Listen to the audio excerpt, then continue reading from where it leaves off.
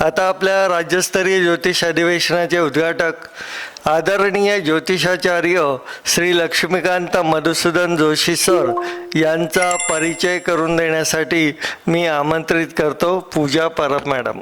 माननीय श्री लक्ष्मीकांत मधुसूदन जोशी सर यांचा परिचय करून देते. लक्ष्मीकांत मधुसूदन जोशी, जन्मतारीख 11 सप्टेंबर 1953, वाणिज्य पदवीधर, जन्मापासून आजवर नाशिकमध्ये वास्तव्य, युनियन बँक ऑफ इंडिया या बँकेतून निवृत्त. त्यांनी कार्य केलेल्या संस्था: ज्योतिर्विद्या संशोधन मंडळ नाशिक, महाराष्ट्र ज्योतिष परिषद मुंबई या संस्थेत 16 वर्षांहून अधिक काळ सरचिटणीस, अखिल ब्राह्मण मध्यवर्ती संस्था नाशिक, कराडे ब्राह्मण संघ नाशिक, वेदमूर्ती S.J. Gosavi institute of astrology and management संस्थेत समन्वयक, पुण्यश्लोक सद्गुरू शिवपार्वती प्रतिष्ठान नाशिक संस्थेत समन्वयक. सन्मान: गोखले एज्युकेशन सोसायटी या शैक्षणिक संस्थेद्वारे मास्टर इन मॅनेजमेंट सायन्स पदवीने सन्मानित, डिसेंबर 2003. विद्या वाचस्पती सन्मान: वेदमूर्ती S.J. Gosavi institute of astrology and management Pune, 9 April 2011. Brihan Maharashtra ज्योतिष मंडळ पुणे यांच्याद्वारे गौरव पुरस्कार, ऑक्टोबर 2014. दीपस्तंभ पुरस्कार 2019, शुक्ल यजुर्वेदी माध्यम दिन ब्राह्मण संस्था नाशिक. सार्वजनिक वाचनालय नाशिक जामदार पुरस्कार, संत साहित्य अभ्यासक 2019.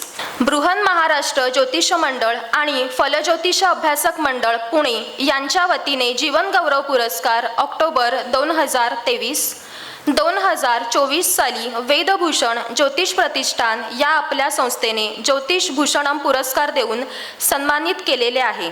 दाते पंचांग सोलापूर, कालनिर्णय कॅलेंडर, ग्रहांकित मासिक पुणे, ज्योतिर्विद्या संशोधन मंडळ नाशिक, ज्योतिर्विद्यालय मुंबई तसेच नाशिक, मुंबई, डोंबिवली, पुणे, सातारा, कराड येथील ज्योतिष संस्थांद्वारा गौरव.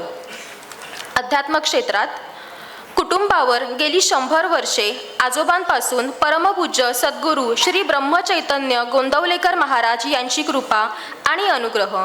सद्गुरू कृपेने आध्यात्मिक लेखन आणि निरूपण सुरू. 1996 पासून अध्यात्म निरूपण कार्य नाशिक आणि नाशिक बाहेर आजवर अनेक व्याख्याने आणि प्रवचने. पुण्यश्लोक सद्गुरू शिवपार्वती प्रतिष्ठान नाशिक यांच्याकडे 20 वर्ष सातत्याने साप्ताहिक सत्संग सेवा.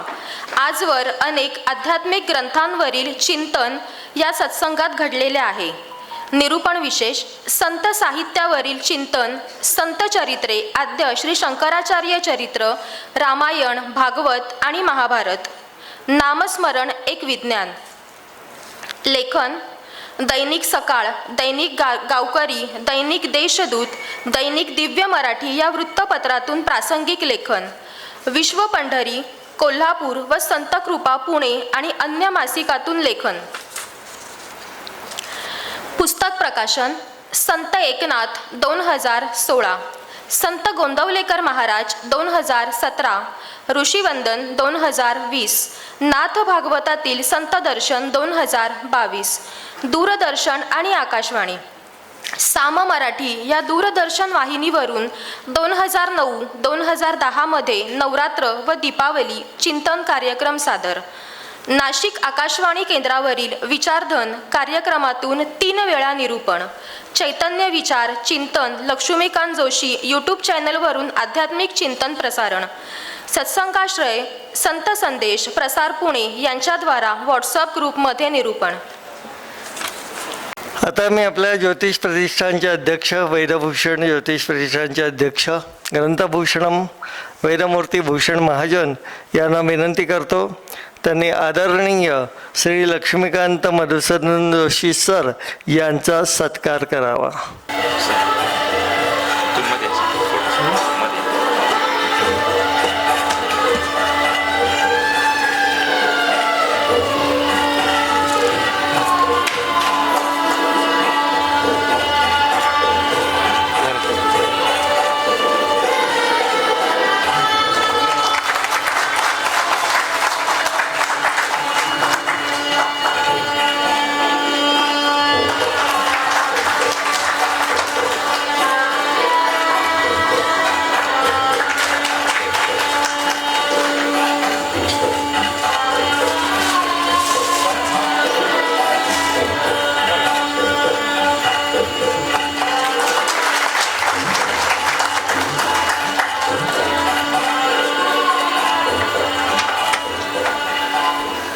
मान्यवरांचे आभार. आता मी ज्योतिषाचार्य श्री लक्ष्मीकांत मधुसूदन जोशी सर यांना विनंती करतो, त्यांनी आपले मनोगत व्यक्त करावे. हरिओम. वेदभूषण ज्योतिष प्रतिष्ठानचे अध्यक्ष वेदमूर्ती भूषण महाजन, संस्थापक हर्षल महाजन, या प्रतिष्ठानचे अन्य पदाधिकारी, डॉक्टर, त्याचप्रमाणे आज माझ्या या उद्घाटनानंतर या ठिकाणी ज्यांचं व्याख्यान होणार आहे ते डॉक्टर कुलभूषण मंगळे, आणि आपण सर्व ज्योतिषप्रेमी अभ्यासक.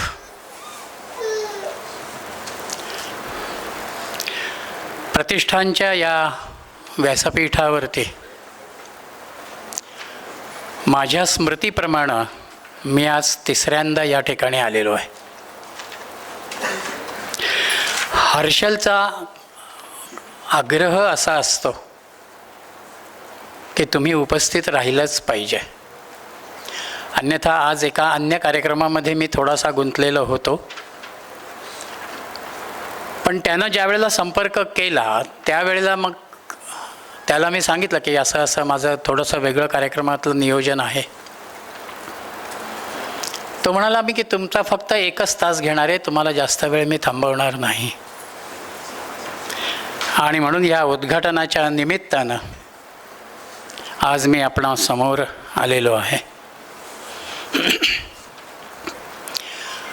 मगाशीच मी मंगळ्यांशी आतमध्ये बोलत असताना म्हटलं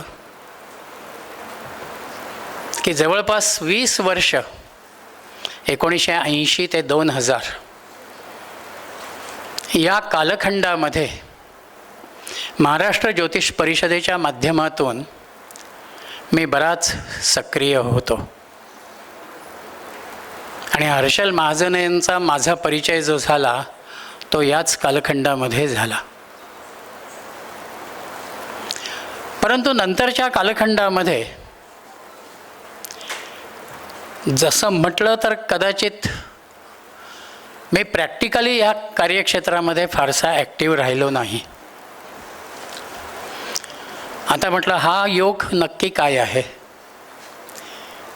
ज्या योगानं मी 20 वर्ष ज्योतिषशास्त्राचं अध्ययनामध्ये शिरलो, अध्यापन कार्यही केलं, जी ज्योतिषशास्त्री परीक्षा महाराष्ट्र ज्योतिष परिषदेनं सुरू केली त्या संपूर्ण परीक्षेचं नियोजन, त्याच्या पाठीमागची असणारी एक तात्विक भूमिका, या सगळ्यांमध्ये आदरणीय धुंडीराज शास्त्री दाते, आदरणीय जयेंद्र साळगावकर, श्री श्री भट या ज्येष्ठांच्या बरोबर मला काम करता आलं. आणि या शास्त्रामधल्या अनेक गोष्टींच्या अनुषंगानं एक जिज्ञासा, एक अभ्यासाचा दृष्टिकोन, आणि आजही या शास्त्राला शैक्षणिक अंगानं जी मान्यता मिळायला हवी आहे ती मिळालेली नाही, या सगळ्या गोष्टी विचारामध्ये घेत मी त्या काळामध्ये कार्य केलं. पण नंतर हा ट्रॅक बदलला असं म्हणता येईल. अर्थात त्यालाही ग्रहयोजनांचं काहीतरी गणित तिथे निश्चितपणानं असणार. कारण ज्योतिषाचा अभ्यासच मुळात जो आहे तो ग्रह, तारे, नक्षत्र यांच्या आधारानं आहे. आणि भविष्य जाणून घेण्याची जिज्ञासा ही प्रत्येक माणसामध्ये आहे. त्यामुळं आत्ताच्या माझ्या परिस्थितीतल्या अडचणी काय आहेत हेही मला जाणून घ्यायचं असतं. आणि उद्याला माझ्या जीवनामध्ये काय घडणार आहे किंवा काय अपेक्षित आहे हेही मला जाणून घ्यायचं असतं. म्हणून तसा जर विचार केला आपण तर आपल्या कुंडलीचा किंवा एकूणच आपल्या जीवनाचा जो विचार आहे तो आपलं आरोग्य, आपली सांपत्तिक स्थिती, आपलं शिक्षण, आपला जीवनसाथी, त्यानंतर होणारा परिवाराचा विस्तार आणि त्यांच्या अनुषंगानं घडणाऱ्या घडामोडी, या सगळ्या चौकटीमध्ये आपलं जीवन हे आहे. पण या सगळ्या जीवनामध्ये एक प्रश्न अनेक वेळेला आपल्या प्रत्येकाच्या समोर येत असतो. हे असं का घडतं आहे, किंवा कशामुळं मला हा त्रास होतो आहे. इथे आपल्याला जीवनाचा विचार आणि हा जन्म ज्या भूमिकेमधून मला प्राप्त झाला, त्या भूमिकेचा, त्या कर्माचा विचार अत्यंत महत्त्वाचा आहे. म्हणून आपल्यासमोर ज्या वेळेला कुंडली येते, त्यावेळेला त्या कुंडलीतल्या ग्रहस्थितीला अनुलक्षून या व्यक्तीचं एकूण जीवन काय आहे, ह्याचा कर्मयोगाचा सिद्धांत इथे काय आहे, हे जर आम्ही बघण्याचा प्रयत्न केला तर ती कुंडली अधिक सहजपणानं उलगडत जाते. आणि कोणताही भाव तपासत असताना श्री भटांकडे बऱ्याच वेळेला आमच्या ह्या चर्चा त्या काळामध्ये होत होत्या की भाव तपासत असताना आम्ही केवळ त्या एकाच भावावरती लक्ष केंद्रित करावं असं नाही. आता चतुर्थ स्थानावरनं मी जर सुखाचा विचार बघतो आहे, तर त्या चतुर्थ स्थानामधली ग्रहस्थिती, त्या चतुर्थ स्थानामध्ये येणाऱ्या अन्य ग्रहांच्या दृष्ट्या, त्यातली राशी, तो राशीस्वामी, हे सगळं मी विचारात घेईन. पण त्याचबरोबर भावापासून भाव तपासावा. म्हणून चतुर्थाचा विचार करत असताना मी चतुर्थाचं चतुर्थ काय आहे, सप्तम स्थान,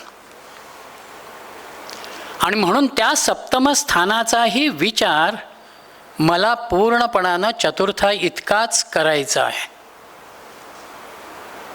आणि ज्या वेळेला ह्या दोनही भावांमधल्या ग्रहस्थितीचा, दृष्टीचा आणि योगांचा आपण विचार करू, त्यावेळेला चतुर्थ स्थानाच्या सुखाची संपूर्ण कल्पना हे आपल्यासमोर स्पष्ट होते. अचूक भविष्याकडे, अचूक मार्गदर्शनाकडे आम्हाला जर जायचं असेल तर या पद्धतीनं त्या ठिकाणी मी किती सूक्ष्म जाऊ शकतो, किती सखोल विचिंतन किंवा विचार करू शकतो, हे महत्त्वाचं आहे. आणि ज्या कर्मसिद्धांतामधून आपल्या प्रत्येकाचा जन्म आहे, त्या कर्माचा जर विचार आपल्याला करायचा असेल तर आमच्या वेळेला आम्ही एक विषय शिकलेलो होतो, कदाचित आजही तो आपल्यासमोर काही जणांमध्ये अभ्यासला जात असेल किंवा तशा स्वरूपाचा विचार मांडला गेलेला असेल. भारतीय विचारधारेनं कर्माचा विचार करत असताना आणि मानवी जीवनाचा विचार करत असताना मागचा जन्म आणि आत्ताचा जन्म यांचा विचार केलेला आहे. आणि त्यामधून बरोबरच उद्याचा माझा असणारा जन्म काय आहे, हाही विचारात घेतलेला भाग आहे. आमच्या समोर आलेली ही जी कुंडली आहे, ही कुंडली आम्हाला आमचा मागचा जन्मही दाखवते. आत्ताचा जन्म तर आमच्या समोर मांडलेलाच आहे त्या कुंडलीमध्ये, आणि पुढचाही जन्म आपल्याला ती दाखवते. पतंजलीच्याच योगसूत्राच्या आधारानं हा विचार आम्ही त्यावेळेला अभ्यासलेला होता. दीपक वाघ इथे असते तर आज त्यांना त्याचा स्मरण कदाचित होईल, कारण ते आमच्याबरोबरच त्यावेळेला त्या वर्गांमध्ये होते. नाशकातल्या काही व्यक्तींच्या बाबतीमध्ये आम्ही त्यांची जन्मतारीख, वेळ, ठिकाण हे घेतलेलं होतं. आणि त्या आधारानं आत्ताची कुंडली आम्ही तयार केली आणि त्याच कुंडलीवरती कर्मविपाक सिद्धांताच्या आधारानं मागच्या जन्माचा विचार आणि पुढच्या जन्माचा विचार काय असू शकतो हेही आम्ही त्यावेळेला तयार केलेलं होतं. आणि त्या व्यक्ती आमच्या समोर बसलेल्या होत्या. आम्ही आमच्या अभ्यासाचा दृष्टिकोन मांडत असताना त्या व्यक्ती त्या ठिकाणी उपस्थित होत्या आणि त्यांच्याकडनंही त्या अनुषंगानं ज्याला आपण फीडबॅक म्हणावा तो आम्हाला ते देत होते. हा सिद्धांत असा आहे, कारण आपण सगळेच जण ज्योतिषाचा अभ्यास करत आहात. अनेक जण आज संध्याकाळी पदवी संपादन करणार आहात. समाजाला मार्गदर्शन करण्याची एक मोठी भूमिका आपल्यासमोर आहे. आजची कुंडली जी आपल्या प्रत्येकाच्या समोर आहे त्या कुंडलीतलं अष्टम स्थानामध्ये येणारा जो आकडा आहे, हा आकडा मी ज्या वेळेला लग्नामध्ये टाकतो आणि ती सगळी कुंडली त्या पद्धतीनं पुढे मांडतो, त्यावेळेला ती कुंडली मागच्या जन्माची तयार होते. आणि लग्नातलं आकडा हा मी ज्या वेळेला आत्ताच्या कुंडलीतला लग्नातला आकडा हा ज्या वेळेला मी अष्टमामध्ये टाकतो तेव्हा तुमच्या पुढच्या जन्माची कुंडली तयार होते. राशी त्याच, त्या राशींना दिलेले ग्रह तेच, त्या ग्रहांच्या दृष्ट्या कुठेही बदलत नाहीत. फक्त अष्टमातला आकडा लग्नात जाणं आणि लग्नातला आकडा अष्टमामध्ये येणं यांचा तीनही कुंडल्यांचा साकल्यानं ज्या वेळेला आपल्यासमोर विचार होतो त्यावेळेला तुम्हाला जातकाचं जीवन काय आहे हे स्पष्ट होतं. कोणत्या वासना घेऊन, कोणत्या इच्छा घेऊन, कोणत्या संकल्प करत मागच्या जन्मामधनं तो आत्ताला या ठिकाणी आलेला आहे आणि या जन्मामधून तो कोणत्या स्वरूपाचं कर्म करत पुढे कसा जाणार आहे हा विचार कुंडली आम्हाला देते. म्हणून गीतेमध्ये भगवंतानं जे म्हटलेलं आहे, जन्म कर्मच मे दिव्यम, मला माझा जन्म आणि माझं कर्म मला दिव्य करायचं आहे. आणि ते जर दिव्य करायचं असेल तर कुंडलीचा सर्वांगीण आणि समग्र विचार हा आपल्यासमोर असणं अत्यंत महत्त्वाचं आहे. या सूत्राचा मी वेळेच्या अभावी फार विस्तार आत्ता करू शकणार नाही, कारण पुढेही पुन्हा आपली सत्र आहेत. पुढे कधीतरी याच एका विषयाला अनुलक्षून मी आपल्यासमोर अधिक तपशिलानं बोलण्याचा निश्चित प्रयत्न करेन. तेव्हा मी ज्या वेळेला मार्गदर्शन करतो आहे त्यावेळेला त्या मार्गदर्शनामध्ये मला स्वतःला किती जास्त चिंतन करता येईल हे फार महत्त्वाचं आहे. आणि म्हणून ज्या वेळेला आम्ही ज्योतिषी म्हणून बसतो, ज्योतिर्विद म्हणून बसतो, मार्गदर्शक म्हणून बसतो, त्यावेळेला एक पहिली क्वालिटी म्हणा किंवा एक क्वालिफिकेशन म्हणा हे आपल्यामध्ये असायला हवं आहे की आपली स्वतःची साधना अत्यंत महत्त्वाची आहे. केवळ मी 3 वर्ष, 4 वर्ष, 5 वर्ष ज्योतिषाचा अभ्यास करतो आहे, पुस्तकं वाचतो आहे, परीक्षा देतो आहे आणि प्रमाणपत्र घेतो आहे, या संस्थेची घेतली, त्या संस्थेची घेतली, म्हणजे मी मोठा ज्योतिषी होतो आहे असं नाही. कारण ही विद्या तुम्हाला भविष्याचा अंदाज देत असते आणि ही विद्या ग्रह नक्षत्र ताऱ्यांशी निगडीत आहेत आणि त्यांच्या ठिकाणी देवता वास करतात. म्हणून आम्ही नक्षत्र देवता म्हणतो, ग्रह देवता म्हणतो. मग जर आम्ही ग्रह नक्षत्र देवतांचा म्हणून भाव बघणार असू तर ज्यांना मला जाणायचं आहे त्यांचं कार्य ह्या कुंडलीमध्ये ह्या जातकाच्या रूपानं कसं आलेलं आहे हे जर मला तपासायचं असेल तर त्या ठिकाणी आपली स्वतःची आध्यात्मिक साधना, स्वसाधना तेवढीच महत्त्वाची आहे. आणि ही साधना खरोखर अत्यंत सात्विक मार्गामधलीच साधना असावी. तंत्रमार्गामधल्या साधनेतनं तुम्हाला काही प्राप्त होईल, पण ते फार काळ टिकणारं नाही. म्हणून स्वसाधना ही सात्विक वृत्तीची सत्वगुण प्रधानतेशी निगडीत असणं महत्त्वाचं आहे. मग तुमचा ज्या देवतेच्या अनुषंगानं श्रद्धेय भाव आहे, त्या श्रद्धेय भावानं त्या देवतेच्या उपासनेमध्ये आपण असावं. एखाद्या सत्पुरुषाचा अनुग्रह घेऊन ती परंपरा आपण स्वीकारलेली असेल तर आपण त्या सत्पुरुषाच्या साधनेमधून आपल्याला साधनेत ठेवावं. या साधनेचे एक परिणाम असा होतो की आपल्या वाणीला शुचिर्भूतता येते.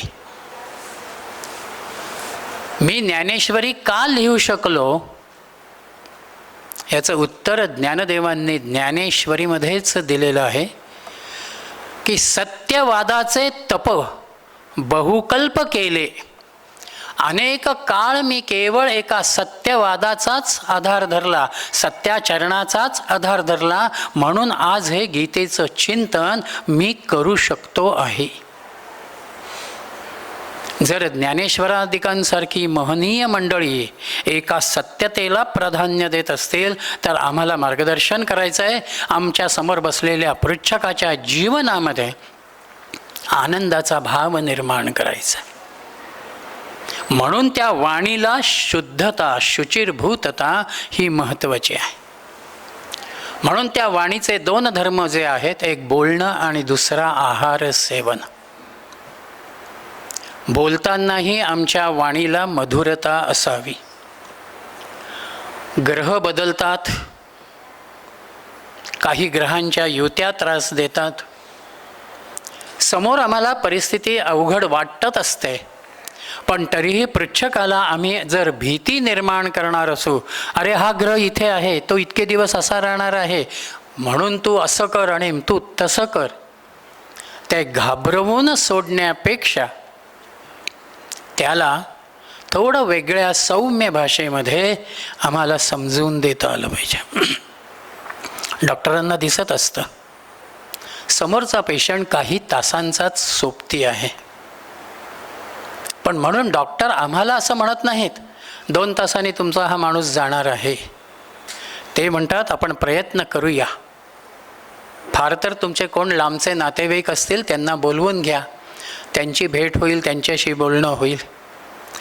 म्हणजे त्यांना वाईट अयोग्यता दिसत असते, अशुभता दिसत असते, पण डॉक्टर आमच्याशी बोलताना ज्या मधुरतेचा विचार करतो, पृच्छकाच्या अडचणींची परिस्थिती आमच्या समोर असतानाही आम्ही त्या अनुषंगानं अशा पद्धतीनं बोलावं की त्याला त्या प्रसंगाची भीती निर्माण होता उपयोगाची.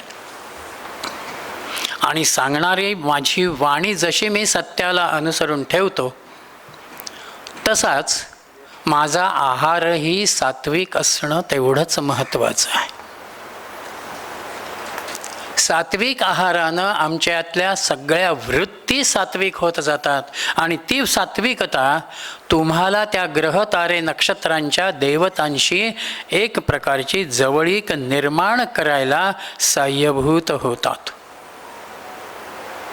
म्हणून ज्योतिषानं मार्गदर्शन करत असताना या सगळ्यांचा अत्यंत बारकाईनं विचार करणं फार महत्त्वाचं आहे.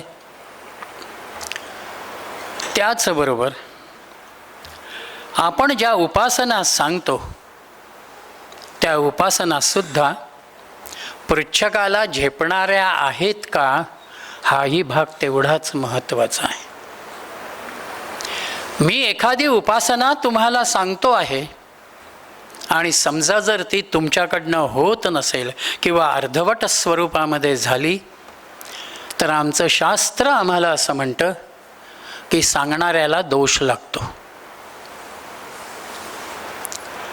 मला एखादं वैदिक कर्म मी करतो आहे ते मंत्रही मला येत आहेत, पण ते कर्म करत असताना मी जर त्याच्यामध्ये कमी जास्त काही करण्याचा प्रयत्न केला तर दोष यजमानाला जात नाही, दोष म्हणणाऱ्याला जातो.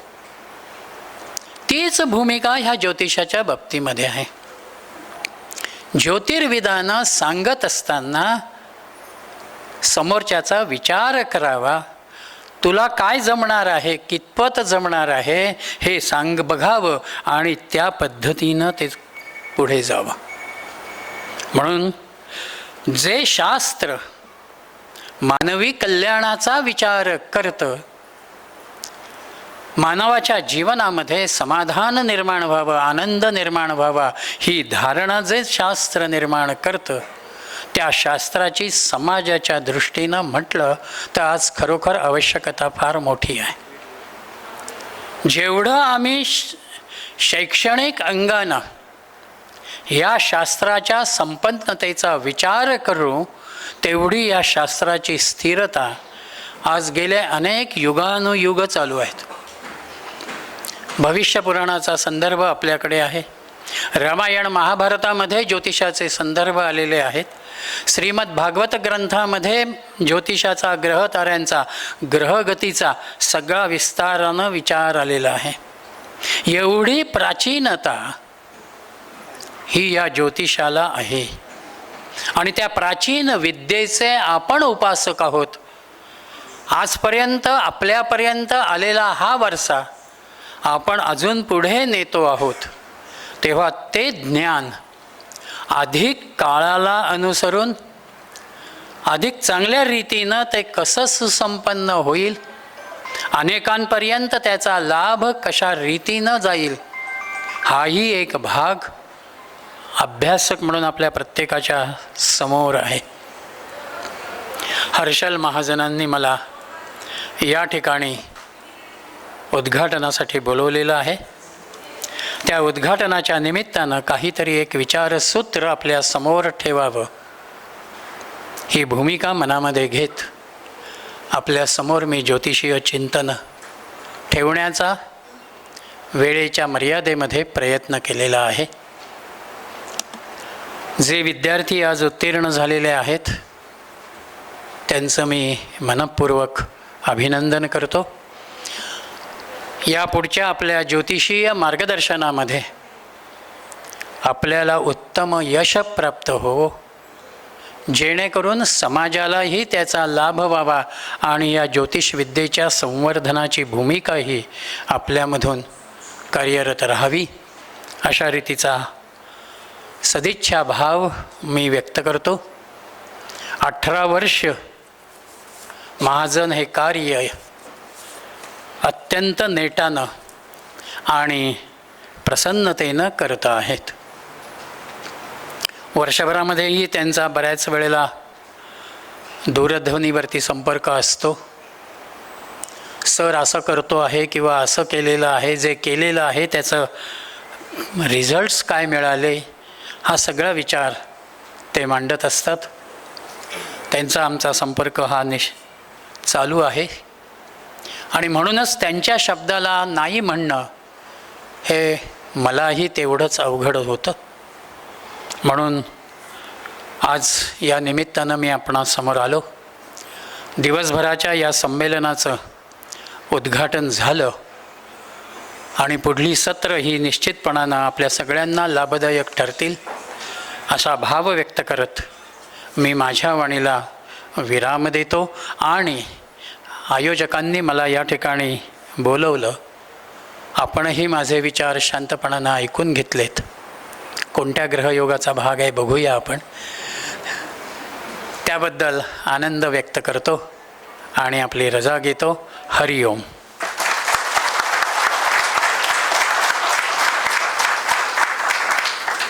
धन्यवाद सर. आपण दिले अनमोल मार्गदर्शन आणि विचार आणि अनुभव याचा आम्हा सगळ्यांना खरंच खूप उपयोग होणार. ते खूप प्रेरणादायीच आहेतच.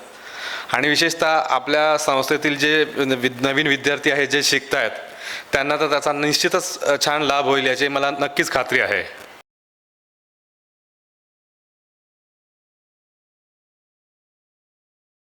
नमस्कार. आपल्याला ज्योतिष शिकायचं आहे. आपल्याला ज्योतिषशास्त्राची आवड असो किंवा आपल्याला प्रोफेशनल ज्योतिषी व्हायचं असो, त्यासाठी वेदभूषण ज्योतिष प्रतिष्ठानचे ऑनलाईन आणि ऑफलाईन ज्योतिष वर्ग सुरू आहेत.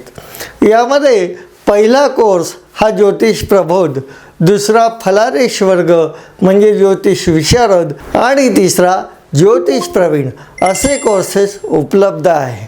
हे कोर्सेस केल्यानंतर आपल्याला उत्तम प्रकारे पत्रिका बघता येते, आपल्याला ज्योतिष मार्गदर्शन करता येतं.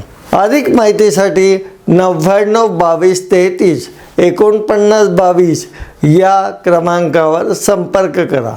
धन्यवाद.